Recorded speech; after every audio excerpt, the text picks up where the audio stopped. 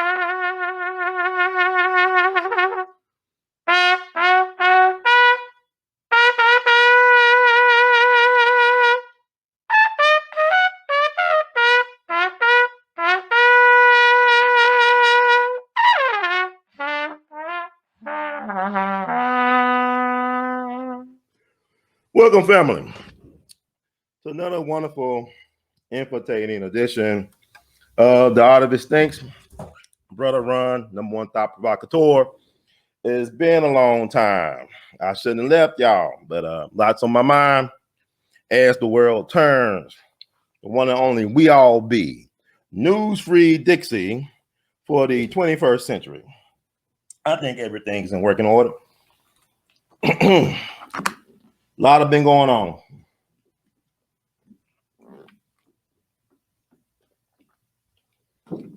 Like Bob Dick Gregory said, 3 things that's killing folks: lack of water, lack of sleep or rest, and lack of exercise. So keep moving while keep resting and stay hydrated, because it's hot as hell, man. Man, like 100 degrees in the M-Town. Like the devil came down to Georgia. Now the devil came down to Memphis, King. Man, it was so hot. You know it's hot when it's almost like 90-something degrees before noon. So we've been on the heat advisory. I hope y'all staying hydrated, well rested, and also getting your exercise in an air-conditioned facility. Yeah, there's a lot to talk about. Like it's funny because a lot of times I want to go live, but then I just don't go live. There's so many people talking, so many talking heads out there. And I actually enjoy watching people and listening to people. Not always the so-called popular. I'll be saying, well, you listen to so-and-so. I don't really listen to so-and-so. I might listen to somebody might have only 12 people watching them or something like that, or have less than 100 views. There's a lot of people with a lot of interesting stuff to say and perspective. And I appreciate that, but also I have a lot of respect for folks who know how to do research and know how to critical think. And my thing is, I want to put another spin out there on the narrative that I've been hearing about a couple of things. And my horn tribute was in tribute to the one and only, the legendary, the late great Bob Moses. We lost him on Sunday, which would have been Emmett Till's 80th life affirmation day. Bob Moses was 86 years young, amazing individual, but not a household name. Somebody he should be a household name among black folk. But like I tell people all the time, when you serve and love black people, black folks don't return the favor because we don't love ourselves as individuals as well as a collective enough for us to acknowledge those who risk their lives, their livelihoods, their reputation to come out and help and serve us, our own people. Like, we acknowledge when white folks get involved. Like, people tend to forget that there was a whole bunch of Negroes involved in the kidnapping, the torturing, the lynching of Emmett Lewis Till. There was a bunch of Negroes involved in that. That was actually well known better in 1955 than it is in 2021. Somehow people forgot there were black folks that helped in killing Emmett Till. People like our people are strange because we only think our lives matter when white folks say it's matter, or when a white person do something to us. It's not, no, we could kill each other, we could do horrible things to each other, we could disrespect each other, but as long as the white man does not do it, it doesn't matter. We type of people that will make George Floyd on the level of Malcolm X and Medgar Evers and Dr. King. That's our people kind of weird like that, because like, no disrespect to the dead, George Floyd was not a revolutionary. He was not an activist from my understanding. He did not serve his people with the best of his abilities, but that doesn't mean his life should be considered less than, but I'm saying, why are we celebrating folks who did nothing to add value to us as a people in life? Not disrespecting. Now, don't get me wrong, but I'm at 41. Like, it's hard for me to filter things now than I used to. But what I'm saying, why isn't that Medgar Evers? Where's the Medgar Evers bill? Where's the Malcolm X holiday? Okay. These were black men who were family men who were representatives of black masculinity, cut down before their prime, who try to do things for their people, but they were treated like pariahs. They were treated like nobodies among their own people. Dr. King could not preach at certain pulpits at certain black churches. When Dr. King was assassinated in Memphis, not that far from where I'm doing this podcast, right across the street, Minister Reverend Jeremiah Wright, who was Obama's spiritual counselor, he said that in Chicago, because I heard Reverend Wright, speak on April 3rd, 2009. He was a guest of honor at the University of Memphis right after Barack Obama became president, right? A lot of backlash against him saying what he said, GD America. I ain't talking about like gangster disciple. He is Chicago, right? But he had that fiery speech, basically his own version of chicken coming home to roost, right? So he was the keynote at Dr. King commemoration, because April 4th is when they killed Dr. King in Memphis. So he came April 3rd. It was amazing witnessing him speaking, because like we had to go through metal detectors, because this man was a man of God, but people had such a hatred for this man. This man was a military man. This man not only was a military man, but also he helped save the life of President Lyndon B. Johnson. He helped save President Lyndon B. Johnson's life. And people say, well, Brother Ron, how do you do that? Why don't you just take a look? It's all online. I'm just like, y'all want me to give all this information. I sit on a lot of stuff. Y'all need to learn how to go look. But no, this guy is a patriot, right? He served his country militarily. This man saved the life of a president, helped save the life of a president, Lyndon B. Johnson, who was, I guess, Mr. Civil Rights to you black folks, who got you Negroes voting Democrat for the next 300 years, or Democrat, Dixiecrat, whatever you want to call it. But he said that when Dr. King was killed in Memphis, that there were certain prominent ministers in Chicago that celebrated with their congregation the death of King. People forget that Dr. King, Daddy King, Dr. King's father, was called by other ministers to put his boy back in check during the Montgomery bus boycott. Dr. Daddy King went to Montgomery to try to bring his boy home and to rein him in and control him. But to his credit, Dr. King Jr. stood up to his father, Daddy King. And some years later, Daddy King said he was thankful that his son did not go back to Ebenezer in Atlanta to share preacher duties with him, that he stood up to his father.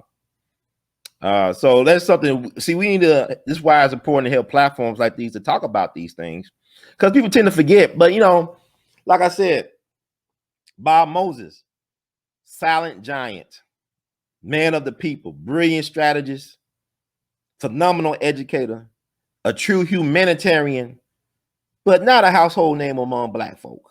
So I hope y'all can hear me. I'm gonna check it in. I'm checking my sound. Hey, everybody. Sunshine, sunshine, you are my sunshine. Hey, thank you for checking in. Thank you, Miss Dimples. We love you, Matt Lay, for checking in. All right, Shaq in the house. CL Smooth, baby. What's up, man? Thank you, AJ Jones, for the donation. We love you, Matt Lay. There's a lot to talk about, man. It's a lot to talk about. And like, P-Funk, what up? What it do? Sinister, Dr. Sinister, what's up, baby? All right, what it is, bro, Thurston. You thirsty for the knowledge, Thurston? About to give y'all a lot tonight. And also, I'm going to do a couple of shows. There could be some interesting things going on this weekend.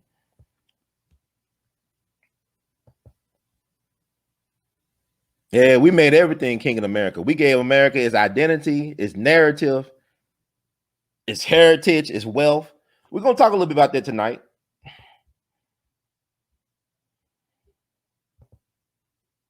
Yeah, because I remember reading something that Merle Evans said, that when Medgar was killed in front of his family, that she was madder at the black folks than the white organization or institution or white society that killed Medgar. Because when Medgar was alive, this is what black folks used to do to him in Jackson, Mississippi. He'd be walking down the street on the sidewalk. They'll actually cross the street to get away from him. They ain't want to acknowledge Medgar. They ain't want to associate with Medgar Evans, even though he was doing this stuff for us. Black folks want no part. Medgar wrote to the NAACP, say, look, my life is in danger. Can y'all please offer me bodyguards, security? The NAACP did not offer Medgar Evans anything. He asked them. His life was in peril, right? And they want to offer me anything. And then years later, after his wife Merle helped save the NAACP back in the 90s, the NAACP was about to go out of here. Then Merle came in to help save the organization. Then they finally apologized not too long after that. Hey, we are bad. The man was dead at 37, right? He's buried in Arlington Cemetery with full military honors. I went there. He's one of the easiest graves to find in Arlington. He's right up in the front of Arlington. It ain't that hard to find Medgar. Thank God, because Arlington is a big place. But yeah, she was angry, but like her man said, what's the point of being mad at people? They don't care. They don't care about you anyway. So why would they care that you're angry? You're just destroying yourself. So she had to, calm herself down, and she's a matriarch of our movement. She's a national treasure. But also the NAACP disrespected the Evers family again when they did not give out an official press release on the passing of the giant Charles Evans, his brother's keeper, the older brother of Medgar, who was a great man. He might have been a controversial man. He was truly iconoclastic guy, iconoclast, right? Because he said, and my brother is the saint. Medgar was the saint. Charles was the sinner. That's why the sinner almost lived to be a century old. The sinner lived longer than the saint.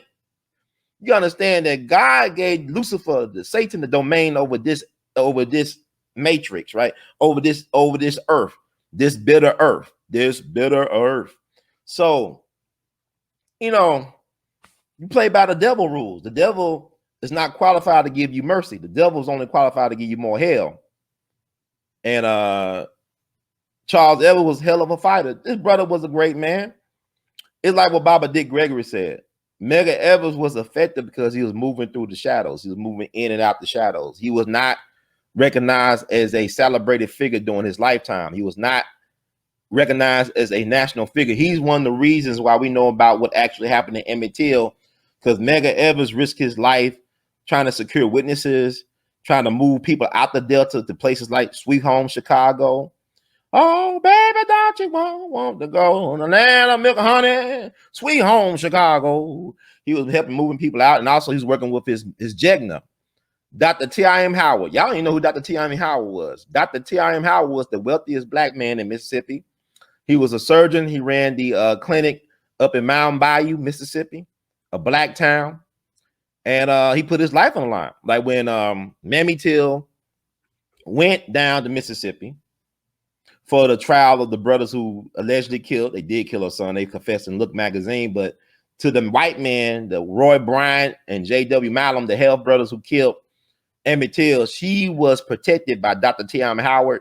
They got her from Memphis, had a full escort, black man with guns, took her to his ranch mansion, 24-hour security. Had one old black man who could barely see with a long barrel shotgun standing guard. And she said she felt so safe. I believe she stayed with Dr. T.I.M. Howard as well as Congressman Charles Diggs from Michigan. Like they was a part of his escort. But, you know, these were black men who believe in protecting women, and they believe in self-defense and being armed. You know, when Medgar got shot, from my understanding, Medgar used to keep guns in his car. You know, people forget Medgar ever was a sergeant in World War II. He was part of the Red Ball Express. My maternal grandfather was a member of the Red Ball Express. He was like the Tuskegee Airmen of truck drivers, right? They were like Amazon Prime or UPS. They was the one responsible when when the U.S. landed in Normandy for D-Day invasion. These were the man who was like responsible for delivering the supplies, the food, the ammunition to General Patton's Third Army so they could keep up pace, because General Patton was trying to beat the Russians to Berlin. This is why we got the Cold War thing, because we met the U.S. and the Russians arrived at the same time. So you got the West Berlin and East Berlin, West Germany, East Germany thing, Cold War. Y'all can look all that up. Look up geopolitical history. But Medgar was fearless. He was a part of that, and they were getting sniper fire, and they had to drive with no lights on at night. And my grandfather was like, man, he was hell. That's probably why I get my endurance to be able to drive long distance for my grandfather, because he was a truck driver like that. Them guys was driving through the night with no headlights on around cliffs and shit. I mean, excuse me, and stuff, right? My grandfather was a part of the Battle of the Bulge as well. He got injured in the Battle of the Bulge. But anyway, Medgar, them guys, Dr. Howard was the guy who was Medgar's Jegna. He was the Jegna. So not only Medgar, but also Charles Evers and also the Fannie Hamer. Because what they used to do in Mississippi, they used to have the Regional Council of Negro Leadership. They would meet an annual event in Mississippi, Mountain Bayou. You have between 10,000 and 20,000 black folks coming out, talking about not only voter registration, but also home ownership and entrepreneurship. See, the Mississippi movement is interesting. Like, you know, what does this got to do with Bob Moses? Because Bob Moses was a kid from Harlem. He was always a New Yorker. I don't care if he lived in Mississippi or he lived in Africa and Tanzania. He never lost the essence of being a true New Yorker, right? But I'm just setting up the thing about the Mississippi movement. It was an interesting movement because it was a black-led movement. See, in the civil rights movement, our greatest victories came from black folks dealing with each other. It didn't come from just college students, white college students coming from up north and trying to educate the darkies. You had black men and women who were fearless, who took it upon themselves to try to practice self-determination, who believe in armed struggle, self-defense. Like, you know, Medgar Evers at the time, I say he was a military man. He was an admirer of Jomo Kenyatta and the Mau Mau's. He thought we need a Mau Mau in Mississippi. So Medgar was about, he wasn't about no we shall overcome, like non-violence. Medgar didn't live like that. Medgar was a man. His father was such a fearless black man that the white folks would get off the sidewalk for him. They thought the nigga was crazy. That nigga crazy. Because you got to think about back in the day, a black person had to get off the sidewalk for a white person, no matter if it was like a little kid. If you had a 2-year-old walking on the sidewalk and you an 85-year-old black man, you better get your ass off the sidewalk and let that little white kid walk on the sidewalk. You couldn't look white folks in the eye. A lot of people going to mental institutions because they were looking white folks in their eye. They wouldn't get off the sidewalk. Medgar Evers, that's who his father was. This man, the white folks didn't mess with Medgar Evers' father. See, we gotta know who these people's parents were. You know, he came from very proud black people, and Mississippi black folks are some interesting black people. But they used to have the regional council Negro leadership meeting. They said, don't buy gas where you can't use the restroom. They used to have bumper stickers like that. Don't buy gas where you cannot use the restroom. I remember talking to my mom about this because y'all saw Lovecraft Country last year. A lot of elders and boomers and stuff can remember the time where they couldn't stop at a gas station. They had to pee in the woods or whatever on the side of the expressway, whatever. My mom talked about that time. I mean, she's a boomer. She's born in 59, but she could remember as a child not being able to go to the gas station. They had to stop on the side of the road to use the restroom, going back home to Mississippi where her folks were from, her parents were from. So, I mean, this is like even with Chris Webber, his dad is from Tunica County where they got the casino. And I remember reading somewhere his father left Mississippi because one of his friends got lynched. See, a lot of black folks got killed that's not talked about. No, they got the lynching record that they had in Tuskegee Institute. There's a lot of black folks that got killed that nobody knows about. So Chris Webber's father, best friend, was lynched in Mississippi. Just like the movie King Richard. And I don't know why they keep on getting Will Smith to play folks he don't look like. You know, but I saw the trailer for King Richard. I'm actually interested in seeing, this is the father, the mastermind behind the rise of the Williams sister. They got a movie starring Will Smith as Richard Williams, called King Richard. And I think in his autobiography, he talked about he's from Louisiana, how one of his best friends was lynched for stealing a chicken, allegedly. So these, this ain't far away. People don't, this happened a long time ago. This ain't even 50, barely if it's 50 years ago, it ain't that long ago. Like my great grandfather was born to slavery the same year as Ida B. Wells, 1862. Like I just saw Ida B. Wells' great granddaughter. She got to be maybe in her 50s. That's her great granddaughter. And Ida B. Wells was born in slavery back in 1862 down in Mississippi. So like, don't act like this stuff happened a long time ago. Okay, you had slaves that testified. They got their testimonies recorded, I believe, by the Library of Congress. You can look up the slave narratives. These former slaves talking about things. So people say their slavery never happened, and you know, no, it happened. It happened because these black folks ain't got the law. But anyway,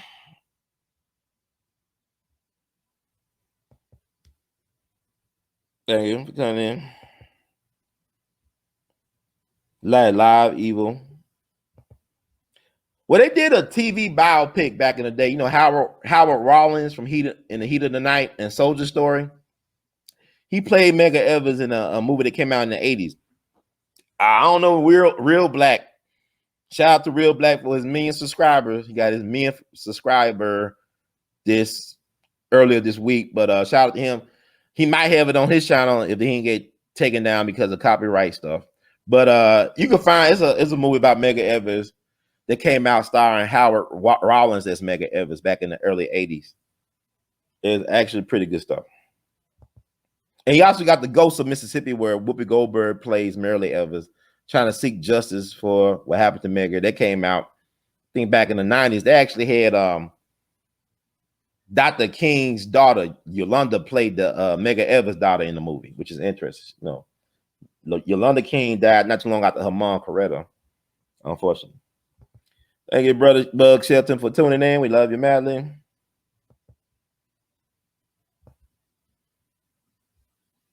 But there's a lot of stuff to talk about, man. But talking about Bob Moses, talking about Bob Moses. Let's talk about Bob Moses. He was a part of that Mississippi freedom struggle, but he's not a household name, and he should be. He did so much good for the people, but he was working in and out the shadows. But his peers recognize him as being a great man. And sometimes all it takes is your peers. It's like a lot of times you look at these sports Hall of Fame, and they might put in somebody where they got the Veterans Committee, where they the journalists won't put them in, but the Veterans Committee might put in a player they felt that was overlooked.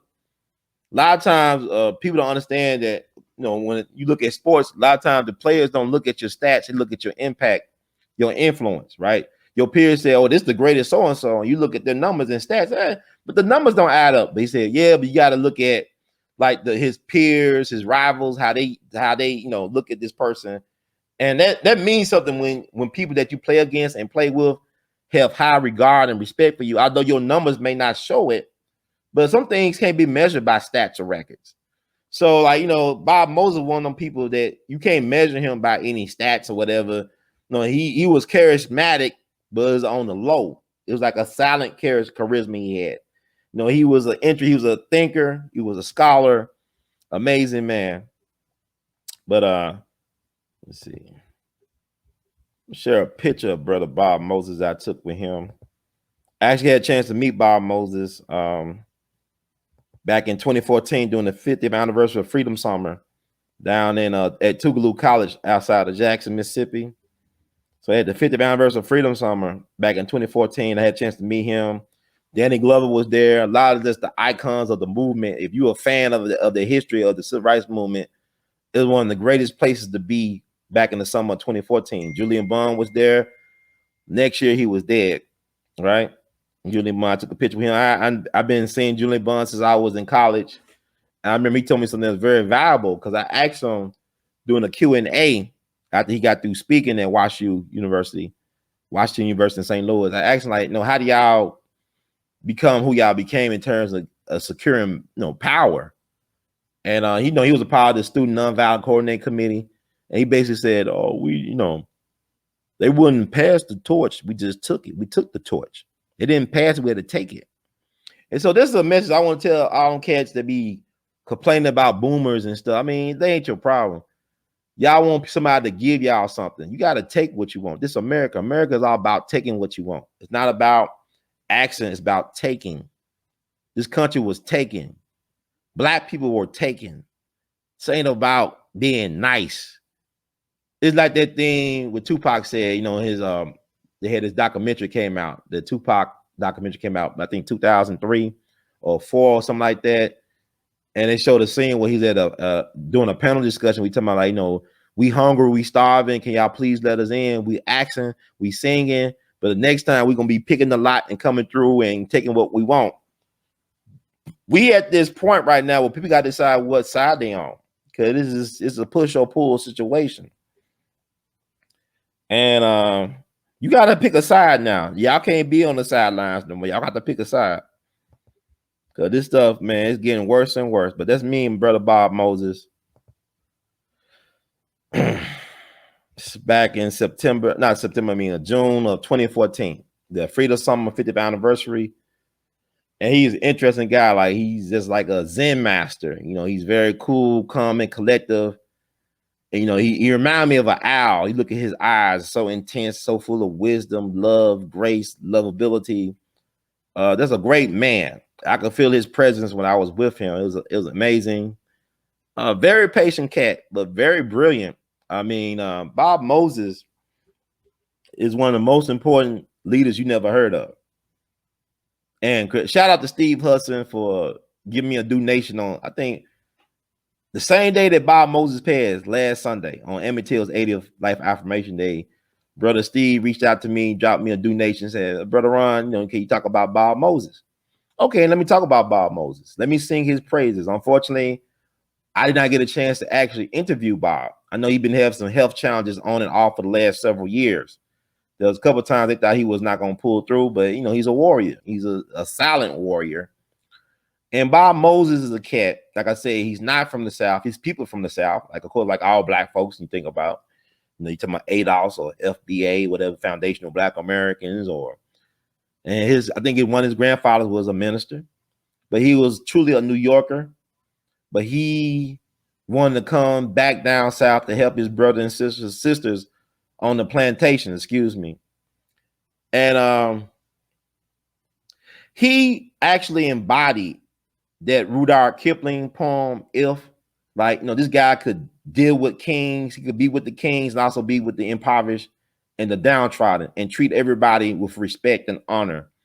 The guy you could feel it around him. He had a spirit about him, had what you folks in the church had an anointing. He had a calling on him.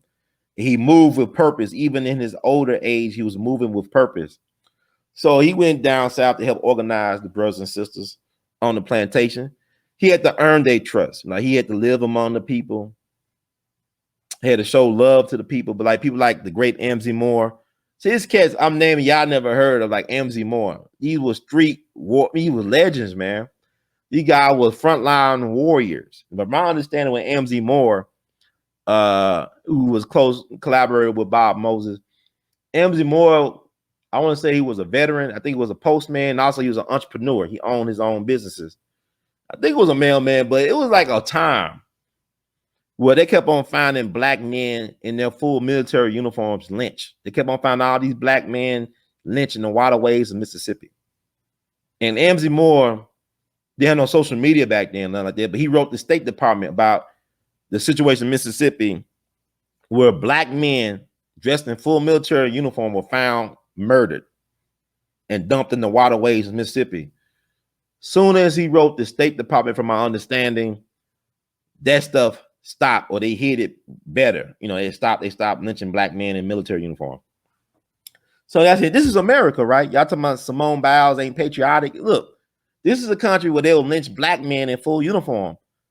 This is the country where a black man in full military uniform who got honorable discharge, who had medals on his chest, was blinded by a sheriff in a small South Carolina town.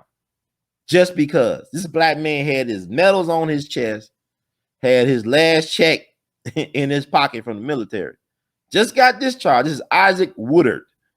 Look up Isaac Woodard. They did a PBS documentary on him this year. Y'all need to take a look. It's all online. And I think it's still free to view. But the blinding of Isaac Woodard, that became a cause celeb. See, I think that Harry Truman just decided to integrate the military. Nah, he heard about what happened to this black man in his uniform. Harry Truman was a white man. Harry Truman was from Kansas City, Missouri. He wanted to join the Klan at one point. He was a white man, but he didn't join the Klan because his political mentor was a Catholic, Pendergast, who ran Kansas City, one of the most powerful political bosses of all time. Thomas Pendergast, who ran the Kansas City political machine. So he didn't join because his mentor, the guy who helped make him president, was a Catholic, was a devout Catholic. So, but he heard about what happened to this man. He was infuriated. How could they blind? I mean, yeah, he's a Niagara, but he was in our military and he served this country with distinction and honor, and they blind him while he was in his uniform. See, that was not just disrespect to Isaac Woodard as a black man. You disrespected the country by doing this while he was in uniform. So this infuriated, Harry Truman, became the first president to address the NAACP. He knew it would cost some votes with the Southern Democrats, the Democrats, the Dixiecrats, but he did it anyway. Because, there's a famous thing. They thought that Harry Truman was going to lose. There's a famous photo of Harry Truman holding up, I think, the Chicago Tribune that said, Dewey defeats Truman. And Thomas Dewey was, the governor of New York, but he made his bones by putting away Lucky Luciano, one of the most powerful crime bosses in his country history. But it was the blueprint that was given to him by one of his assistants, a lawyer, a beautiful black woman named Eunice Carter, helped give Thomas Dewey the blueprint to help him get the blueprint to get to the White House. He almost made it to the White House, but it was a black woman that helped him take down one of the most powerful mob bosses of all time. That's Eunice Carter. But, Dewey defeats Truman. He holding his up. They could have fixed the election, but Truman got back in and he helped to integrate the military based on what they did to this black man. So they were going to lynch Charles Hamilton Houston, the Jegna for Thurgood Marshall, the dean of Howard University's law school. He was going about to be lynched in France in his uniform because the white doughboys, the white American soldiers, was jealous because all the black dudes in their uniform was getting all the women. And so how these niggas, because they told the white women over there they got monkey tails. You know, the white women, look at the black man in uniform. Come on now. You know, black men some most desired and envied men on the planet. So they were going to lynch Charles Hamilton Houston, and he was an officer in the military. This is in World War I. So he made a vow when he came back to do all he can to defeat segregation and Jim Crow. So, yeah, Bob Moses was an interesting cat. Like, he helped architect the Freedom Summer Project. You know, Mississippi Freedom Summer back in '64. A lot of us know about it because, like, popular culture, Mississippi Burning, the movie Mississippi Burning that came out in the '80s. They talked about the kidnapping and lynching of the 3 civil rights workers, James Chaney, Andrew Goodman, and Mickey Swerner. You had 2 white Jewish boys from New York City. Then you have a brother from Meridian from Mississippi. They were all lynched. They were just in their early 20s. I think Mickey Swerner was the oldest. He was just 24. And I believe like Goodman was maybe 2021. I believe that Chaney was either 2021 or 21, excuse me. I actually interviewed James Chaney's daughter. She was just 11 days old when her father was kidnapped and killed and lynched on Father's Day of '64. James Chaney never met his daughter. He had an 11-day-old daughter that he never met, and she looks just like her father. But the Klan didn't know that he had a daughter. If they had known that he had a daughter, they probably would have killed her. You know, so this is crazy. People don't talk about it. Like, this is why you got to have shows like this. He had a daughter. James Chaney was the only one out of the guys who had a daughter. Now, Mickey Swerner was married to Rita Swerner. And but he was the only one I think was married. And James Chaney, the black man, was the only one who had a child. He had an 11-day-old daughter or 11-day-old daughter, right? So he was the guy who was the co-architect of Freedom Summer. And you know what inspired or who inspired Bob Moses and them guys to do Freedom Summer? And he said it in the documentary Freedom Summer that was produced by Stanley Nelson and PBS. When I went to the 50th anniversary of the Freedom Summer reunion, whatever, they played that documentary the first night at Tougaloo College. And Bob Moses was one of the speaking heads on that documentary. And he said it. This is what I'm saying. He said that the reason why they did Freedom Summer was because they saw what Dick Gregory did the year before in Greenwood, Mississippi. Now, when the federal government cut off benefits and stuff to the black people in Greenwood, Mississippi, because they were trying to register to vote, they had the nerve to try to practice or exercise their rights as American citizens. And JFK's government cut their food stamps and their help and all that stuff, their welfare off. So Dick Gregory, Dick Gregory is just amazing. I can never say enough about Baba Dick. That's why you got to give him a pass for how he was acting towards the end because of all the stuff he went through, all the hell he caught.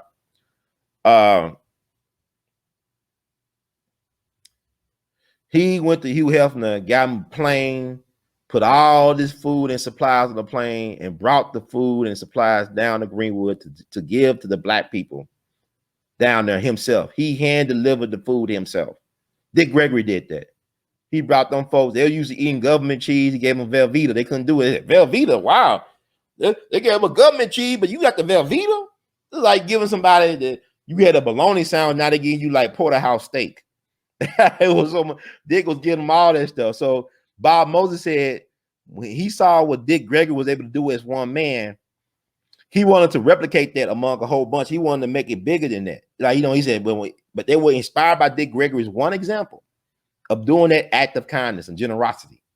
And this is after Dick Gregory loses Medgar Evers, because Medgar Evers got assassinated the same year back in June 12th of '63. And also Dick tried to help Clyde Kennard, another activist. Y'all need to look up who Clyde Kennard is. He was just, there was a guy who was set up by the state of Mississippi. They say you're trying to steal chicken feed, but what he trying to do, he was trying to integrate, I believe, Mississippi State Law School, because James Meredith. I actually met James Meredith at the Ivy Wells thing. I got to talk about James Meredith in another show. James Meredith is an interest. I thought that was Dick Gregory that came back to life because he had the same type of spirit and energy as Baba Dick Gregory, and he had the beard and he had his cap on with Ole Miss. But Clyde Kennard was a veteran who, with the help of Medgar, he was trying to integrate, I think, Mississippi State University down in Hattiesburg. I think he was trying to go to law school down there. James Meredith was trying to get into law school at Ole Miss. And they tortured that brother in the penitentiary. He ended up getting like cancer. And they let him just sit there without getting any proper medical treatment. So Dick Gregory, although it was like, he's trying to practice goodwill, but it was too late because Dick Gregory got him out of Mississippi. They flew him to Chicago, try to get the best treatment possible. But the cancer was too far gone in him, and he died, and he was a young man. I think Clyde Kennard died in his 30s, early 30s. But there's another person Dick Gregory trying to help because Medgar Evers was trying to help this guy. He died right after Medgar Evers died, I think in the summer of '63. And but Bob Moses said we was inspired by Dick Gregory. He said it himself because we saw what he did in Greenwood. We said, well, let's do a freedom summer. We bring in college students from the North to not only get, because y'all were talking about register to vote. That wasn't even the most important thing. That was just a whatever. But also to teach literacy, to teach Black people how to read and write. So they had freedom schools. It was not just about register to vote. They knew that self-determination came through education, but a certain type of education, because not all education is liberation. Like my cousin Curtis Mayfield said, he said, educated fools from uneducated schools. So just because you think you educate don't mean you liberated, because education could be a form of indoctrination. Liberation is different from education. By the way, Baba Dick Gregory was the keynote for the 50th anniversary. I got that on our We All Be TV channel. He talking about liberation over education. That was a powerful speech he did. But that show you, Dick Gregory, we don't understand the greatness of who we are. People say, oh, that old man is disrespecting. Look, this old man did a lot of things, even with the Olympics. We're going to talk a little bit about that tonight. Dick Gregory, how he had an impact on the 1968 Olympics. Y'all don't know that. There's a reason why them brothers raised their fists. It was because of what Dick Gregory did in St. Louis for the Olympic trials. Dick Gregory inspired people. This man led a one-man movement in St. Louis to try to get Black athletes from participating in the '68 Olympics. He thought he failed, right? He thought, oh man, they just spitting at me. I'm only one person out here. They think I'm a fool. But it was one guy that saw what Dick was doing. This guy we know as Dr. Harry Edwards. If you look at any Black sports documentaries last 20-something, 30 years, they always go to a guy like Dr. Harry Edwards. Dr. Harry, look him up. He said he saw what Dick Gregory was doing. And then when the '68 Olympics came around, them brothers said, we're going to do a sign of, and we're going to show Black pride and stand in solidarity. When they did the fist, and y'all keep telling me, it was a right hand. I don't care what hand I raise my fist with. We ain't liberated. You fools keep on talking about etiquette. You type of fool, they'll say, well, no, we either indigenous or we Africans. We both. Either indigenous or African. Nigga, we both. We the indigenous people of the planet. We both. It's like people are like, no, right here. No, look. Dick Gregory helped inspire that. So I'm telling you all the Dick Gregory stuff, right? Even The Godfather of Harlem. I love The Godfather. I really enjoy it. The Godfather of Harlem. Forrest Whitaker and them, they actually succeeded where Boardwalk Empire failed. For me, Godfather of Harlem exceeded where Boardwalk Empire failed. And Boardwalk Empire had a bloated budget. I already know that. But they didn't do the things that The Godfather of Harlem is doing with a quarter of the budget. My thing is Giancarlo Esposito. He's one of my favorite actors. He's a great character actor. He's still too damn short to play Adam Clayton Powell Jr. He's short. Because Adam Clayton Powell Jr. is about 6'4". And Harry Lennox III did a great job of playing Adam Clayton Powell Jr. and Keep the Faith, where Vanessa Williams played his wife Hazel Scott. Y'all should be able to find that. Look up that Adam Clayton Powell Jr. biopic called Keep the Faith, Baby, with Harry Lennox III playing Adam Clayton Powell Jr. and Vanessa Williams playing Hazel Scott. And there's so many people, man. Hazel Scott. I'm just glad that they talk about the greatness of Adam Clayton Powell Jr. in The Godfather of Harlem. He was a very brilliant, smooth operator. He did a lot of things for the people, but they tried to destroy his legacy because he didn't lie about who he was. He wasn't a hypocrite. I know people say, well, he was a womanizer. He never hid the fact that he was a womanizer. He was saying, why y'all penalizing me? These white boys that been in Congress for decades, they doing all this stuff. But one thing about me, I'm an honest womanizer. I'm letting you know I'm honest about what I do. I'm transparent. Yes, I'm a man of God, but I'm transparent. But anyway, they need to make a movie. It's long overdue. But The Godfather of Harlem, I think the last episode I saw, they talked about the Freedom Summer and about the 3 missing civil rights workers, right? So there's several different versions of that, right? You know, Mississippi Burning, that showed a version where they were torturing the people for the information. The FBI and popular media claims that it was the mob, this mobster from New York, with Gregory Scarpa, the Grim Reaper. I think his name is Scarpa, but he died of AIDS and stuff. And he's an interesting, dark, sinister dude. Gregory Scarpa, he was a hitman, I think for the Bonanos, or maybe the Genovese. I don't know, one of those crime families, the Genovese or Bonanno, one of the 5 families. They said he was brought down and he got the information. He made them white boys an offer they couldn't refuse to get the information, the whereabouts of where Cheney, Goodman, and Swerner were buried. But truth be told, guess who? Baba Dick Gregory. Dick Gregory was the cat who found out what happened to Swerner, Cheney, and Goodman. It wasn't no mobsters. It wasn't Bumpy Johnson. It was Dick Gregory. Dick Gregory was alerted to what happened to them guys while he was over in Russia. He already knew that them cats were dead. Because at first, the white folks, the media was saying, oh, they just playing possum. They're playing dead. This is all about publicity for the Mississippi Freedom Summer thing. No, they were killed on Father's Day of all days of 64. And now I got to correct myself because I talked to Dr. Kristen Gregory. I went to the Tribeca Festival and saw the screening of the one and only Dick Gregory that's on Showtime on Juneteenth. Me and Mike Dennis of Real Black, we interviewed Dr. Kristen Gregory, the son of Dick Gregory, the executive of his estate, and I mistakenly said that June 20th was the anniversary of the kidnapping and murder or lynching of Swerner, Cheney, and Goodman, but it did happen on Father's Day of 64. So my bad, folks. I was a day off, but it was Father's Day. Cause I know how y'all be getting on our heads. You black folks learn. Brian Williams actually lied to y'all. You know, the anchor from NBC, he was lying about Katrina and all that stuff, but y'all still trust Brian Williams. They told y'all that Walter Cronkite was the most honest man in America, but he's part of Bohemian Grove.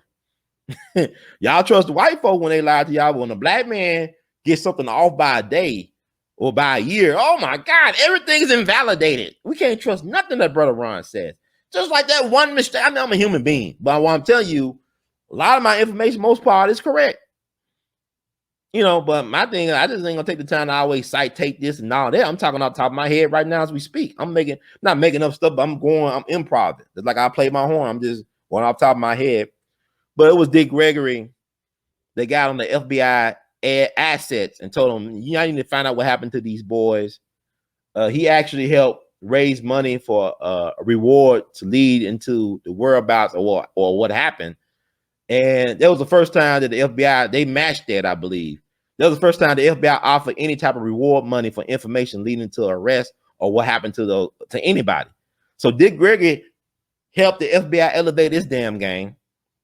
And he told them guys, he found out what happened. He found out where they were buried. And he told the authorities, if y'all don't tell them, I'm going to hold a press conference and tell everybody where they could find Swerner, Cheney, and Goodman. So they did their job. But as they were looking for Swerner, Cheney, and Goodman, they kept on finding all these bodies of black men in Mississippi waterways. I tell you about M.Z. Moore, where he wrote the State Department about all these black GIs or military guys being found in waterways in Mississippi.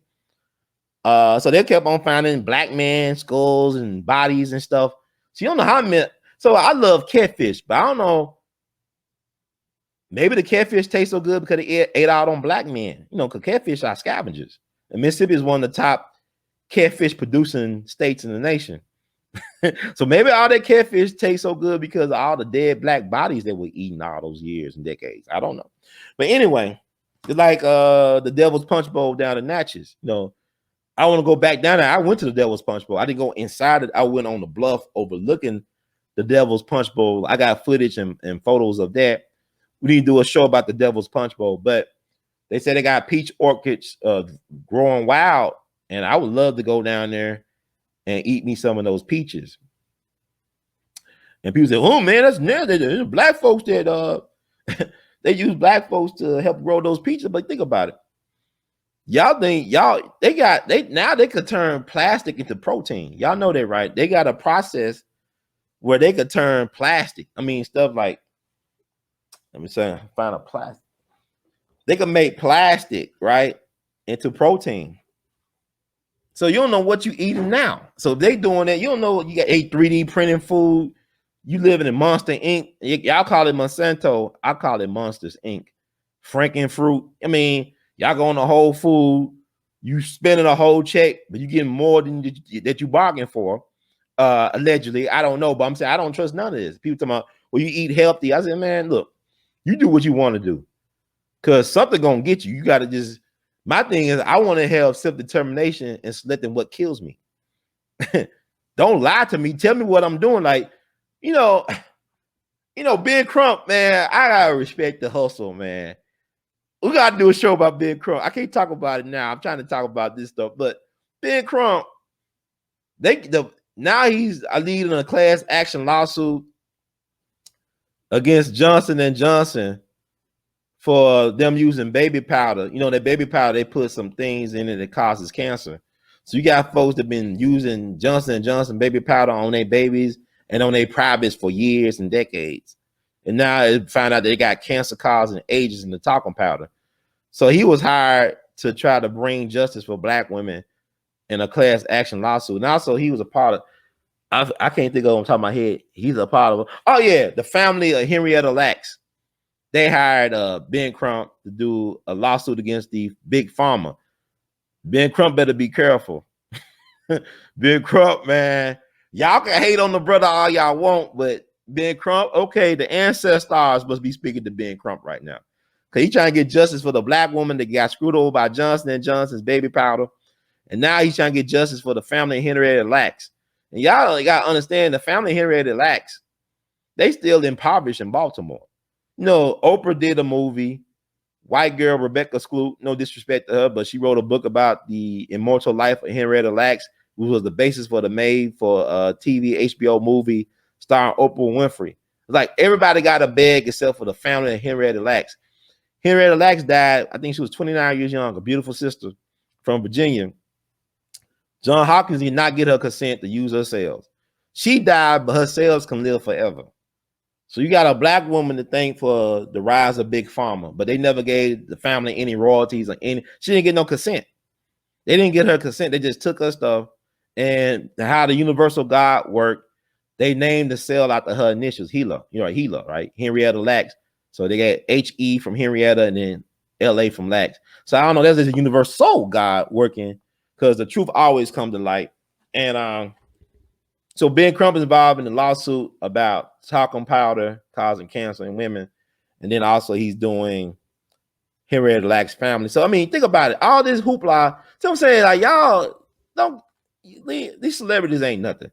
But I'm saying, so it's years later after the Oprah movie came, because like the woman that Rebecca Skloot interviewed was the daughter of Henrietta Lacks. Like Oprah played the daughter of Henrietta Lacks. She was the one that really was fighting to let the people know about what happened to her mom.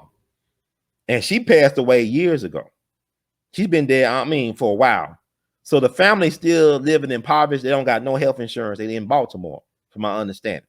But it could be different now. But man, the stuff that black folks deal with, now we can't protect our own bodies. So with Simone Biles, I'm not really gonna hate on the sister, because she's been through hell. Black people have been through hell. Our bodies have never been protected, whether it be the Tuskegee thing, whether it be slavery. You think about J. Marion Sims, the father of gynecology, where he did the black women bodies and wombs without any anesthesia. we always been screwed over here. So I'm not gonna be here to she's not a patriot. She's not wrapped in the flag and eating and shitting apple pie. I'm not on that. We don't. Black folks should be the most patriotic people in America. I'm talking about foundational. I'm talking the folks descended from the slaves. We fought in every war. I can name family members that fought in the Civil War and all these other wars. You understand? I don't have nothing to prove to this country. And it's like the most disloyal and unpatriotic people get ahead in this country. The most just ungrateful people get ahead. And that's another story. But Bob Moses, this man put his life on the line. He put his life in harm's way. He was on the front line of the Mississippi freedom struggle. And the Mississippi freedom struggle is its own chapter. It has its own place in the annals of the civil rights movement. It needs to be better studied, like the Montgomery bus boycott needs to be better studied and understood by our people. So they did Freedom Summer, and also he was one of the founders of the Mississippi Freedom Democratic Party. You know, Fannie Lou Hamer, John Lewis, and all these other folks they went to the Democratic National Convention in Atlantic City back in '64. They're trying to be the representative of the state of Mississippi, because their party was more reflective of the state than the actual white-only Democratic Party that was seated as the delegates from the state at the Democratic National Convention. Fannie Lou Hamer, she was a black woman. She didn't know she could vote till she was in her 40s. And she also was a victim. We talking about not being able to protect black bodies. Excuse me. Not being able to protect black bodies. She was sterilized without her consent by a medical doctor in Mississippi. They sterilized her. Fannie Lou Hamer wanted her own kids. Fannie Lou Hamer was the child number 20 of her parents. She was child number 20. So it took her that many screws to get one Fannie Lou Hamer. That's how special she was. But she didn't know she couldn't vote till she was in her 40s, and she found out she was sterilized by the state. Here's many states that were sterilizing black women and poor women. You had at least 21 states that was okay with the sterilization of black women and poor women. That's called eugenics. So he was a part of the Mississippi Freedom Democratic Party.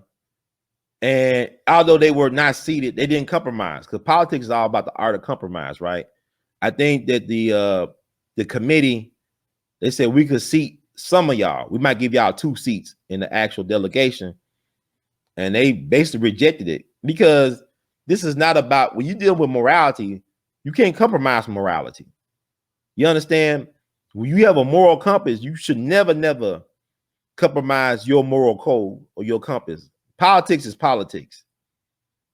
Politics is not about morality. You should never let society dictate morality to you as well. So, but what happened with that, by them doing it, it caused a paradigm shift in the Democratic Party. Whereas with the Dixiecrat, like a place like Mississippi, at one point, I don't know if it's still true, they got more elected black officials than any state in the union. And that had to happen because of what they was doing, the Mississippi Freedom Democratic Party. It was a victory delayed, right? It's like what Dick Gregory thought when he leading his one-man protest at the Olympic trials in St. Louis. He thought he failed, but them brothers, like Dr. Harry Edwards, told the other brothers and people, look, I saw Dick Gregory, he protesting against us being in the Olympics, and how can you represent a country that don't love you, basically. And then that inspired them brothers to raise their fists. I don't care if it's left and right. Some of y'all kind of weird to me, y'all. People think I give people in my chats, and I put myself out here every day.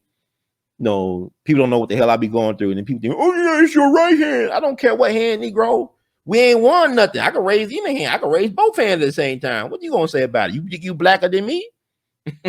So anyway, Dick Gregory don't get enough credit. I can never stop singing the praises about Dick Gregory. That's why there's no such thing as the definitive book or a documentary or movie about Dick Gregory. And I would think, no, I might do something with Dick Gregory. People tell me you should do a documentary or something. We'll see what happens. But Bob Moses, right? Bob Moses was drafted for the Vietnam War. I think he was like 35. Why the hell they drafting 35-year-old dude for a war? Because they wanted to eliminate and neutralize Bob Moses. And he was a man of peace. He had a powerful moral compass. So what he did was he left the country. He went to Africa. He was educating folks over, I think, Tanzania for about 10 years, right? And then he got clemency from Jimmy Carter, President Jimmy Carter. He came back to the United States. You know, he left in 67, came back in 77.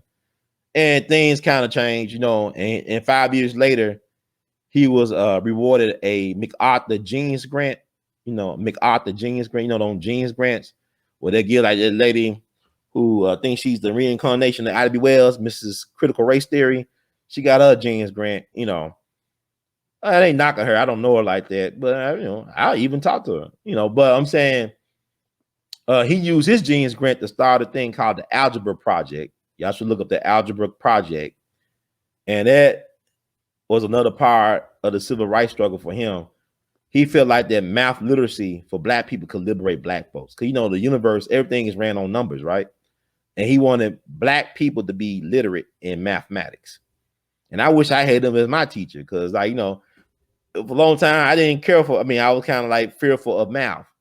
Even though my father was a brilliant man, he's an engineer, he was not in my life. So he didn't never teach me his love of math to me. He never instilled a love of math. When I had a fear of math, right? Long I could count my money, but Bob Moses made it his mission that to make black folks, particularly in the inner cities and places like Baltimore, make them literate in math, make them have a love, and not only just a literacy of math, but a love of mathematics. So that's one of his legacies. Because, you know, they did the freedom schools. The people all talking about voting. No, it wasn't about just voting. It's about liberation through knowledge of self. Voting ain't really that important.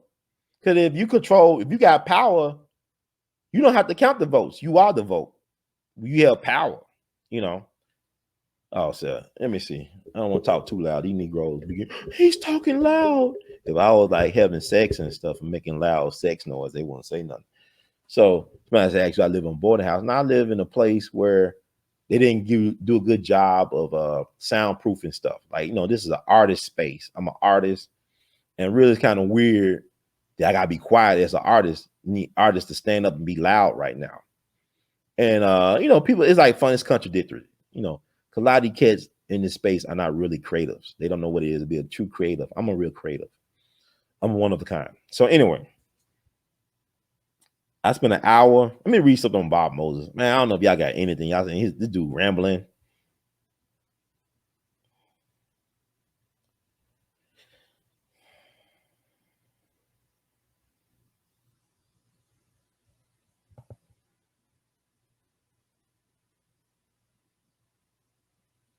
I mean, our people caught a lot of hell.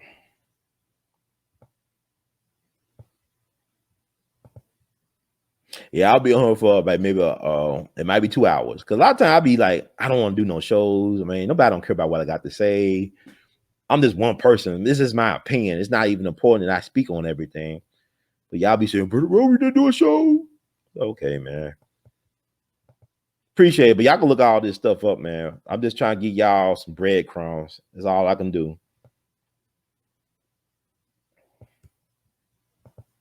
Yeah, you don't know what you're eating these days. You don't know what you're eating. So people tell me, oh, I'm eating this. Man, just do what you want to do, man. And like our life is your choices. Your life is a summation of the choices you made. That's about it. You know, it's like you having sex, right? We have sex, and let me see. Let's remove this for a minute. Like it's like when you having sex, you should never be ashamed of the person you decide to have sex with, or who decides to have sex with you, because anything can happen during sex. Like I talked to somebody recently, when they had a miracle baby. It was unexpected because the dude had on a condom, and she already had kids that were basically young adults. So this baby was unexpected. And she said she don't have a good relationship with the baby dad. I said, well, you know, things happen. I'm glad you didn't abort the baby. Things happen for a reason. But my thing is, if you're going to lay down with somebody, you got to know that, hey, anything can happen. I don't care if you're wearing a condom or you got so-called other forms of birth control. Anything can happen. So, you know, what's done in the dark shall come to light. So if you can't walk down the street with this person holding hands or acknowledge this person in public spaces and places, Why are you screwing this person? Why are you screwing them? Simple as that. But anyway, what's up? What's up, brother John? Showing some Geechee love, I guess, out in the Carolinas. Thank you. We love you madly, brother Bug. Appreciate it. But let me see what I can do.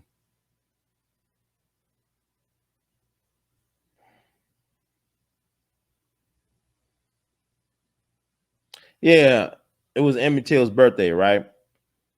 I want to talk about Emmett Till a little bit. We talk about Bob Moses, but I want to honor Emmett Till because he would have been 80 years young on Sunday, same day that Bob Moses made his transition as a righteous ancestor. So I think it'll be a 2-hour show. It might be a 3-hour show. I can't believe I just can't.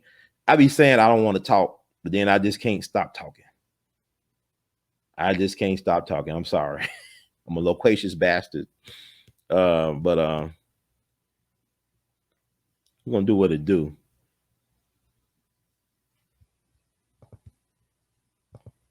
I actually had a chance to I think this one, okay. My life is crazy, but it is my life. I wake up every morning. I said, what the hell going on? But it's my life. It is what it is. It's what I make of. It's my movie. So I actually, back in March of 2012, I went down to the Emmett Till Interpret Center down there in Glendora, Mississippi, the birthplace and home of the legendary musician Sonny Boy Williams II. And I met one of Sonny Boy Williams's cousins, a guy named Johnny B. Thomas, who's been the mayor of Glendora. It's a small little hamlet, like a little village, since the early 80s. And he runs the museum. And he had a brother with him named Brother Archie Quinn. He's an ancestor. He's a righteous ancestor now. But I actually recorded him doing his poem, Thank You, Emmett Till, on the bridge, the Black Bayou Bridge, which is over the Black Bayou.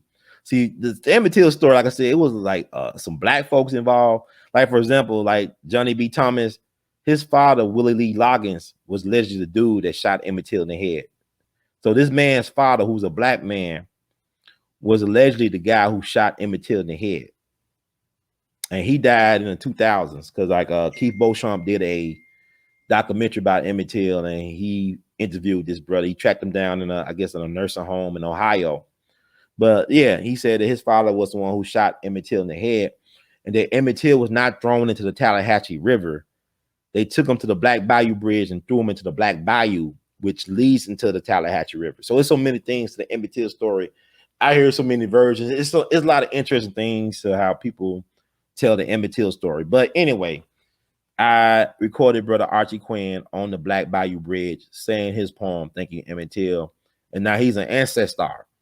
So want to honor him and Brother Emmett Till and play his video of him doing his poem or his poetry called Thank You, Emmett Till. And this is We All Be News Free Dixie for the 21st century. And we'll be right back. But I'm just trying to get some more stuff out here for y'all.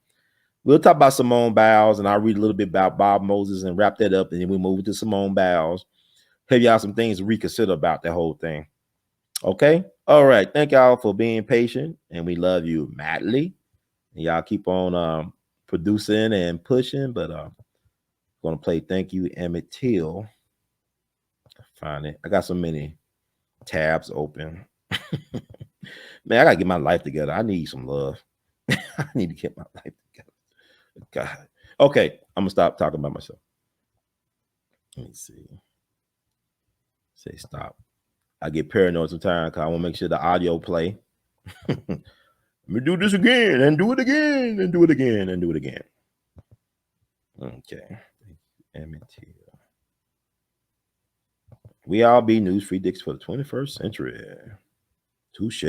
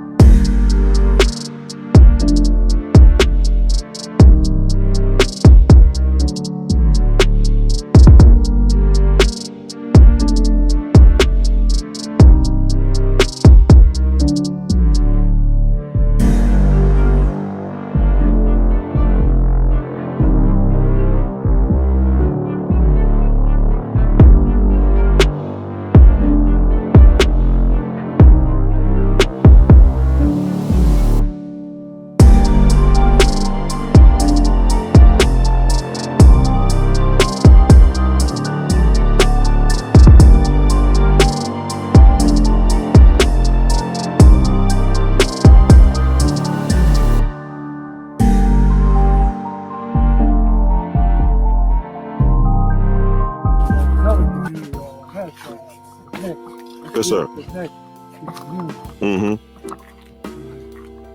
Glendora is kind of like the Beale Street. Oh, really? Yeah. Sonny Boy Williamson. Entertainment. Hmm. Party place.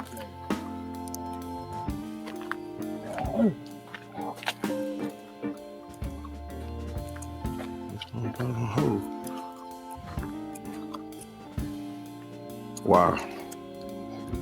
Wow, right. So you take people across here all the time, or? Pretty much.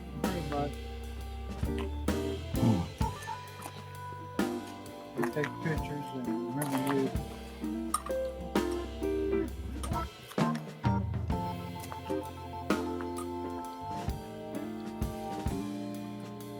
Whose side they drop them off? This side right here.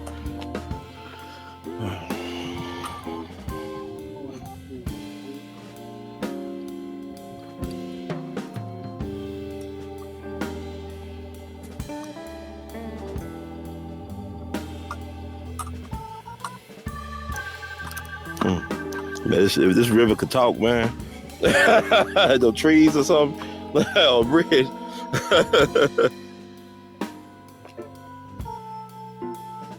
Now, Mm-hmm. you say I did write a poem. Mm-hmm. Right, I can recite it. Okay. All right.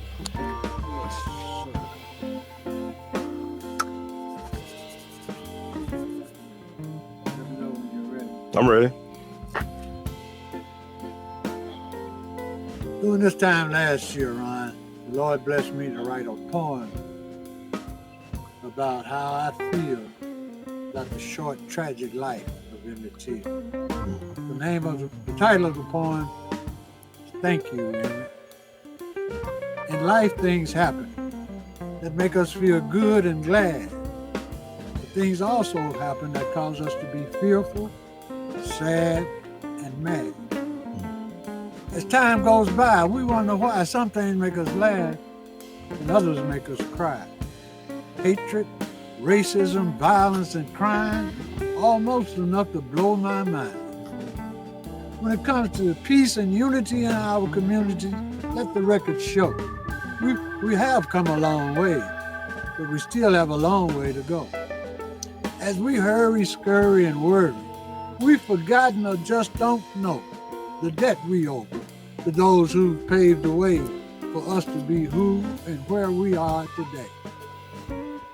Many suffered and made the ultimate sacrifice for us to live the abundant life. Although some have received awards and accolades for the contributions they made, there's one who was the foundation upon which the civil rights movement was laid. He was a boy with love in his heart, pep in his steps, a smile on his face and sparks in his eyes. A boy who, like Jesus, was born to die, for us to reach our goals and our dreams could be fulfilled. His name, Emmett Louis Till. I hope to meet him in heaven someday. And if I do, here's what I'll say. Thank you, Emmett, for going to the grave so we could overcome and live in the land of the free and the home of the brave. When you left, things were fine, but you didn't know how different things were south of the Mason-Dixon line. You came as one in a million people of color, trapped in the prison of prejudice, yet loved and cared for each other. You went back as the one who will be remembered as the victim in the tragedy that showed the world the insanity of humanity. So young, carefree, so naive. Emmett, you didn't deserve the treatment you received. I pray for those that vicious, that mean, who would do such a thing. And I appreciate you for taking one for the team. When I think about why and how you died, tears still well up in my eyes. Since then, you've been in the bosom of God, on my mind and in my heart. I just want you to know, you'll always be my hero. Thank you, Emmett, for for going to the grave so we could overcome and live in the land of the free and the home of the brave. Emmett, you are the seed that produced liberty and justice for all. You're the message that moved the masses to answer the call and stand tall. Rosa Parks refused to move. Fannie Lou Hamer got sick and tired. Soon came Freedom Riders, and Martin Luther King had his dream. Things are not perfect and will never be, but because of what happened to you, we know apart is not smart. Together is always better. So full of life, joy, and energy. Emmett, I wish you could have lived to see the children you would have fathered grow up unshackled by injustice and inequality. To appreciate sunshine, that must be rain. Life is the same. No pain, no gain. Emmett, your death was not in vain. That act of shame intended to fan the flames of fear, but it failed. Because though they kill your body, your spirit, your memory, and your legacy are alive and well. Thank you, Emmett, for going to the grave so we could overcome and live in the land of the free and the home of the brave. The wound has healed, but there remains a scar to remind us of where we were and now where we are. So when I lay me down to sleep and pray the Lord my soul to keep, I thank him again for the benefits your atrocity helped make possible for all God's children to reap. Thank you, Emmett, for going to the grave so we could overcome and live in the land of the free and the home of the brave. Sometime soon, we don't know when, we'll all be back together again. And in that great celebration, we're going to join the angels and saints from every nation and give you, Emmett Till, a standing ovation.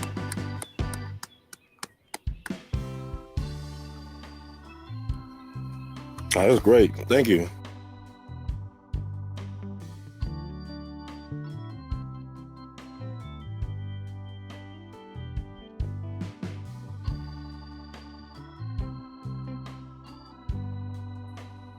Yeah, that was late great Archie Quinn. I'll have to recut that.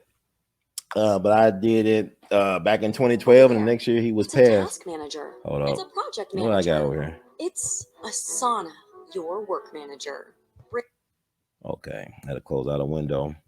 But yeah, that's Archie Quinn doing his tribute to Emmett Till. I'm gonna recut that, redo it in terms of like, yeah. But I'm glad y'all got the point. And the past is never past. So, But I want to talk about, let me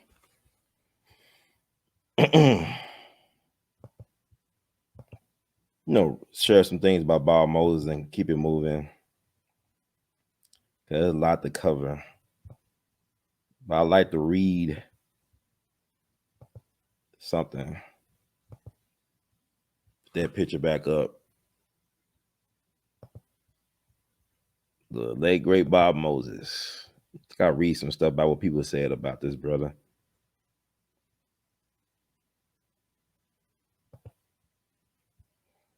This is from MSN News, or CNN rather.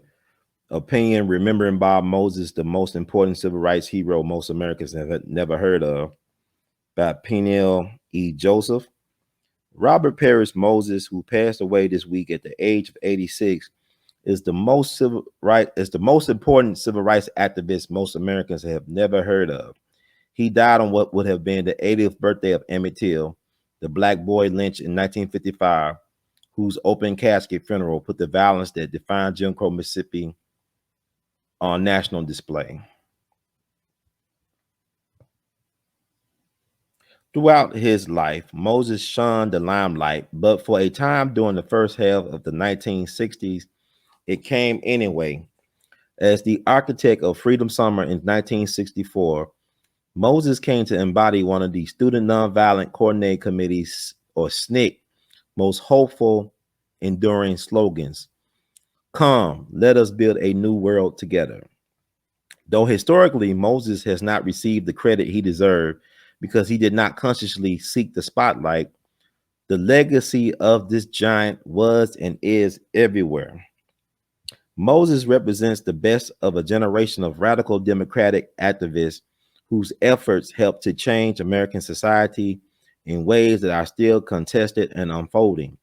His story, one that is full of twists and turns, reflects the ongoing struggle to achieve multiracial democracy in a nation founded in racial slavery. Okay. President Joe Biden and Vice President Kamala Harris each offered statements of tribute to Moses' heroic activism, and with good reason. Bob Moses came to social justice activism early and stayed late. Okay. The unlikely icon changed Mississippi.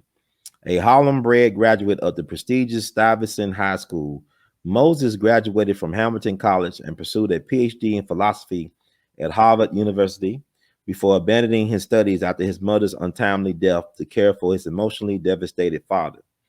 In 1960, when the sit-in movement began, Moses left his job teaching math at Horace Mann High School in New York City to join the movement. His initial ambition to work for Dr. Martin Luther King Jr.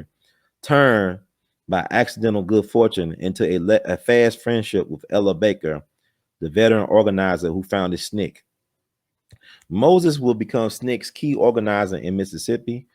With his horn-rimmed glasses, baby face, and denim bib overalls, Moses became an unlikely icon. The further he strayed from the trappings of celebrity, ego, and fame, the more of a following he attracted.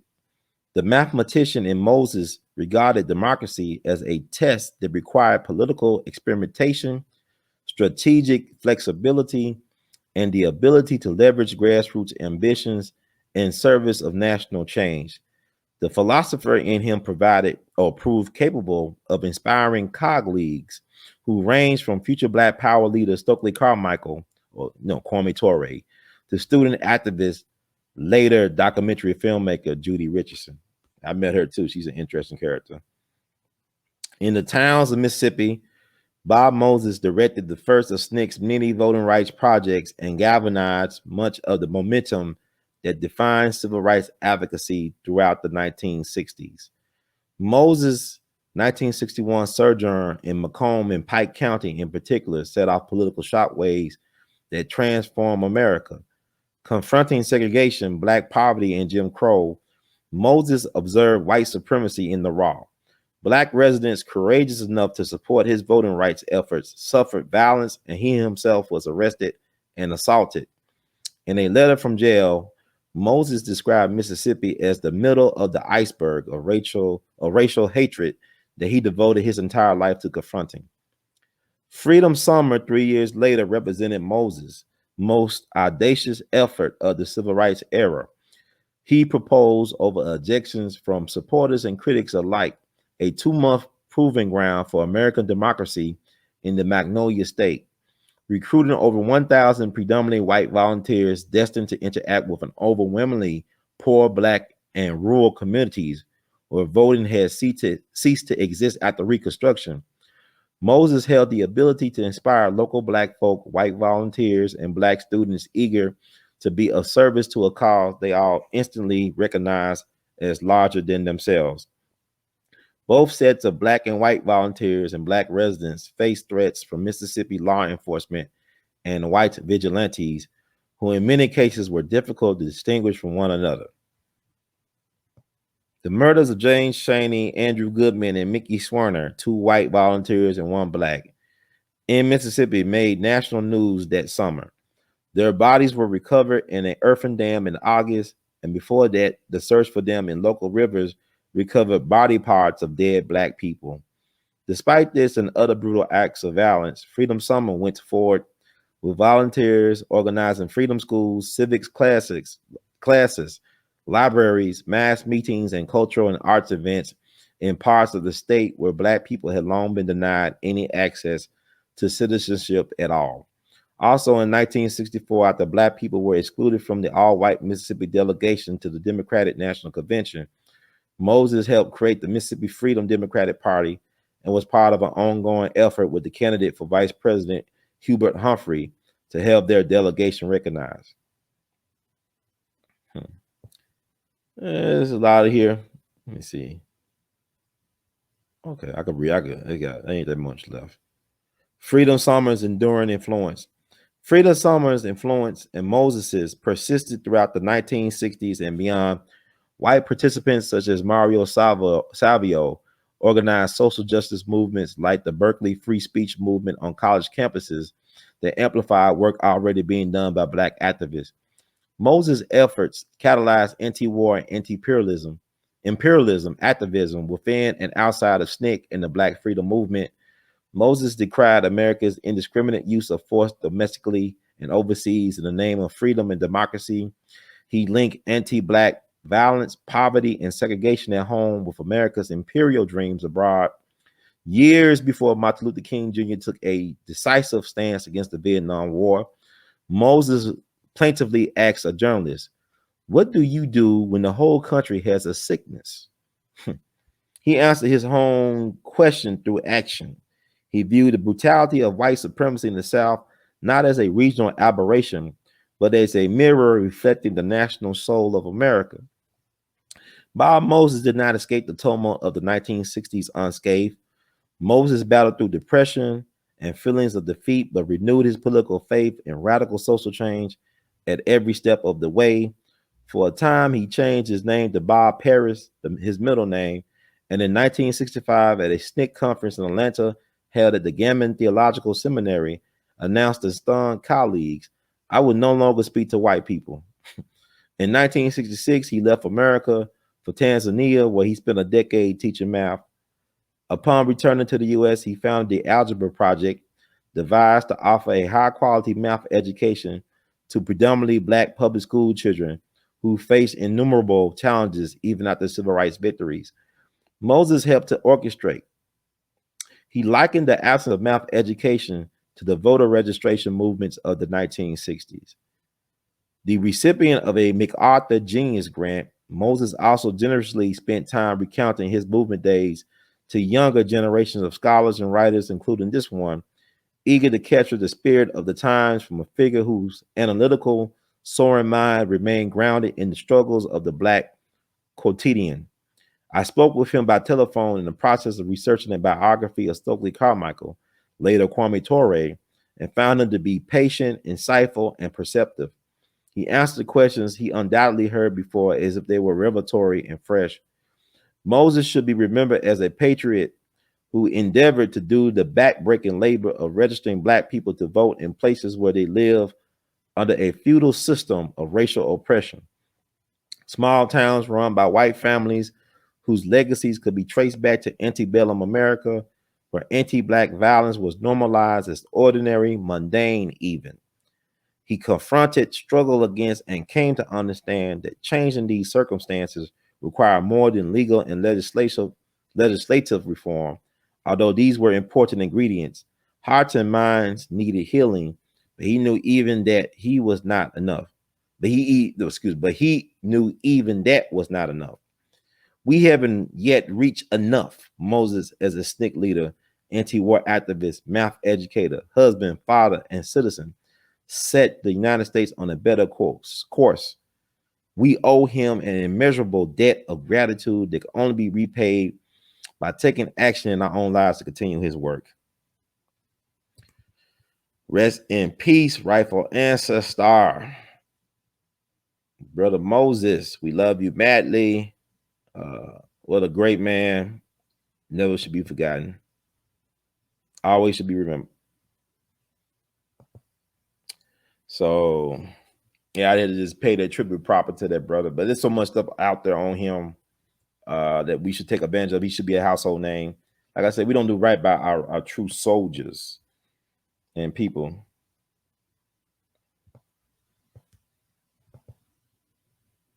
Yeah, I mean, he was an interesting guy. He was a people's person, Archie Quinn. I was glad I had a chance to meet him and record that for posterity. And it was definitely a great poem. And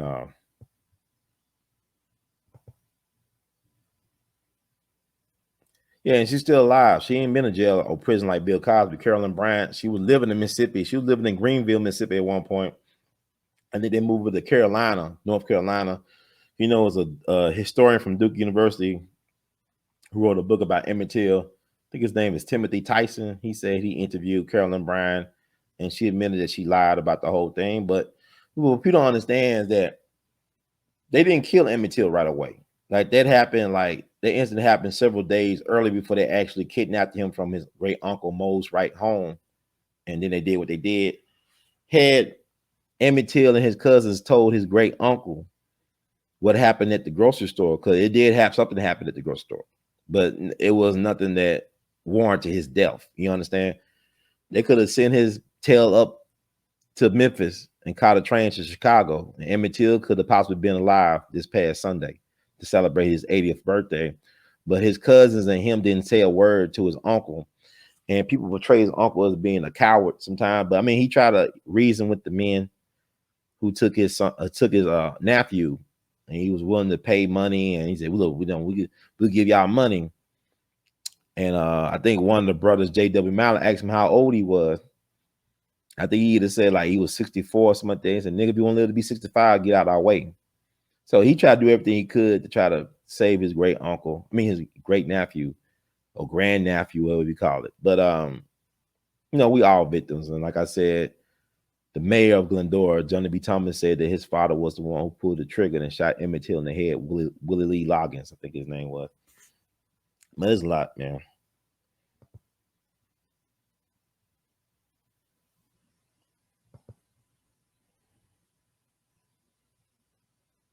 Yeah, you know, one thing about Kwame Ture, people don't talk about, he had a close relationship with Elijah Muhammad. He was very respected by Elijah Muhammad. And then Elijah Muhammad also had a lot of respect for Baba Dick Gregory. So people say, well, I thought, you know, because I had interviewed Dick Gregory about, he thought he didn't agree with how Farrakhan was trying to do that boycott, you know, when he had the Millions More movement, and he said we should boycott Christmas. And Baba Dick Gregory was highly critical of the logistics and strategy behind it. And folks assumed that Baba Dick Gregory didn't have no love for Farrakhan, but Farrakhan did his eulogy, did a great job of doing Baba Dick's eulogy when he became a righteous ancestor. Because, you know, you got to understand, Baba Dick had a close relationship with Malcolm and with Elijah Muhammad. And that's one thing the documentary did not touch on. It did not touch on Malcolm X at all. It's like he didn't exist. Like Dick had a relationship with Malcolm X. And then, you know, the brother talked about Bob Moses came out before, you know, to protest the Vietnam War before Dr. King. You know who else came out before all of them? Malcolm X came out before Dr. King and all them other cats to protest against the war against Vietnam. Malcolm X was against the war. He protested it. And before he died. And, you know, Malcolm died in 65. And Dr. King did his Riverside church speech April 4th, 1967. And then he was dead a year later, April 4th, 1968 in Memphis. So really it was SNCC, but what I love about the fact that it was SNCC that started the anti-war movement. It wasn't white folks. It was black people that started it. It's like how black folks started Memorial Day. We gave this country its cultural identity, and yet it still spit in our face. So it was black folks. It was black folks. So everybody used our blueprint to get their women rights, their gay rights, their immigrant rights. What about black people rights? So now this deep. But Kwame was close to Elijah Muhammad as well too. And Kwame Ture, like my mom and dad used to go crazy. He was a very handsome guy. He used to come to Memphis a lot, you know, and he used to speak at schools. Like he spoke at Hamilton High School. My mom told me how Stokely would come. Girls go crazy over Stokely. I remember I had a friend, Margaret Block. She was very active in the movement. She said, we used to call him Star Michael. Not Carmichael, Star Michael. He just had a big ego. He had a big ego. And, you know, Stokely is a fascinating dude. But anyway.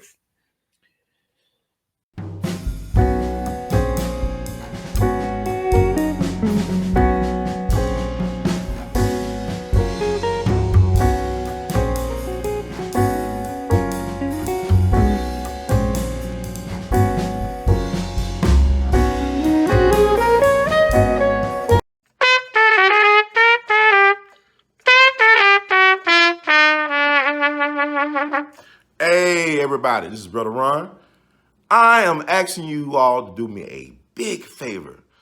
Think about supporting the We All Be movement. Your donation is tax deductible. The We All Be Group Incorporated is a recognized 501c3.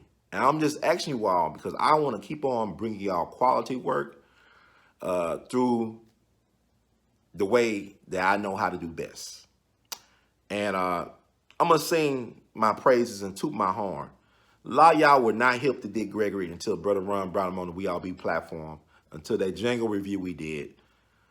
Y'all seen another side of Judge Joe Brown, and Judge Joe Brown's message has been amplified.